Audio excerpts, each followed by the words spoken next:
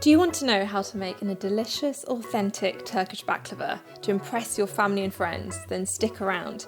My name is Melissa Kuman. I'm also known as the Delicious Nutritionist. I really enjoy teaching people authentic recipes from all around the world, but also to coach people on a one-to-one level to transform their health. So on my YouTube channel, The Delicious Nutritionist, I did some Turkish cooking videos and people really enjoyed it. So it inspired me to create my own set of classes on Skillshare. Now today we're going to be learning how to make Turkish baklava, which is thin buttery layers of pastry sandwiched with nuts and soaked in syrup. It is so good. I'm sure you'll really love it.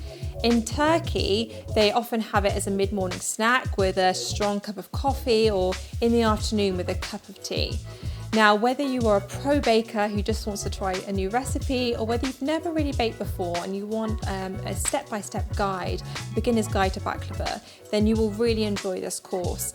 Not only will you get step-by-step high-quality video demonstrations, but you also have my support in the comments and also resources. So I'll really look forward to welcoming you as a student, and I'll see you very soon.